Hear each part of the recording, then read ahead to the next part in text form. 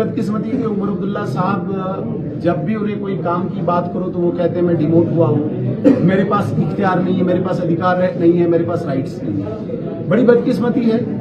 2024 के अक्टूबर में चुनाव हुआ और 2019 के 5 अगस्त को रीऑर्गेनाइजेशन एक्ट आया।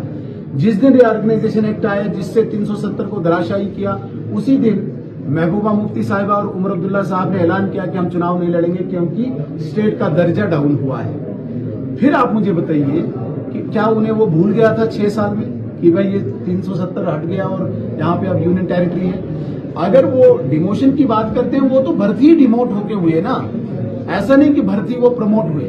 ये जो 370 के बाद जम्मू कश्मीर में चीफ मिनिस्टर साहब की भर्ती हुई, ये यूटी में हुई है, उन्हें डिमोट नहीं किया गया है, उन्हें यादाश्त थोड़ी सी कम हो गई है। वो भी समझते हैं कि वही अब्दुल्ला खानदान का वही दबदबा जम्मू कश्मीर में होना चाहिए। अपने कार्यकर्ताओं को ठेके बांटे, अपने कार्यकर्ताओं को सड़कें बांटे, अपने कार्यकर्ताओं को जंगल बेचे, तो वो नहीं रहा है। अब ट्रांसपेरेंसी आई है, अब अकाउंटेबिलिटी आई है, अब जवाबदेही आई है। जब उन्हें अकाउंटेबिलिटी या जवाबदेही देनी होती है उस वक्त वो कहते हैं मैं डिमोट हुआ हूं। मैं आपके चैनल के माध्यम से कहता हूं कि भाई अगर गाड़ियों का काफिला जिस दिन लेना था उस दिन डिमोशन तो नहीं हुई। जो काफिला, जो कैवलकेड चीफ मिनिस्टर के, रियासती चीफ मिनिस्टर को था, वही कैवलकेड आपको है। आपके प्रोटोकॉल में कहीं पे भी कमी नहीं आई है। आप 32 डिपार्टमेंट लेके हफ्ते में 3 दिन दिल्ली होते हैं और उसके बाद आप बोलते हैं कि जम्मू कश्मीर में मैं काम नहीं कर सकता हूं क्योंकि मेरे पास इख्तियार नहीं है। आपको लंदन जाने के लिए इख्तियार है, आपको दिल्ली जाने के लिए इख्तियार है, आपको घूमने के लिए इख्तियार है। तो सिर्फ मुझे लगता है कि इस जिंगोइज्म की इस दुनिया में उमर अब्दुल्ला साहब बैठे हैं।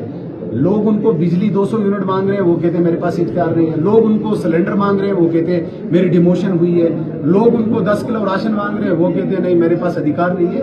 तो केवल और केवल लोगों के साथ धोखा, इसके अतिरिक्त। उसके बाद एलजी मनोज सिन्हा का भी एक स्टेटमेंट आया था कि एलजी साहब ने स्पष्ट कर दिया कि भाई सारे जितने डिपार्टमेंट्स हैं वो तो सरकार के पास है, उनके पास केवल पुलिस कर्मी है, जिसको पुलिस चाहिए वो देने को तैयार है।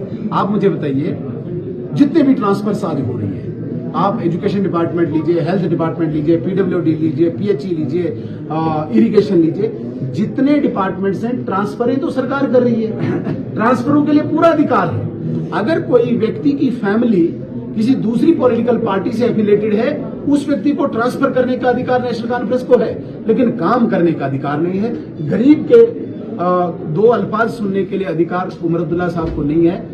इसीलिए एलजी महोदय ने स्पष्ट कर दिया कि भाई सारे सरकार के इख्तियार उनके पास हैं।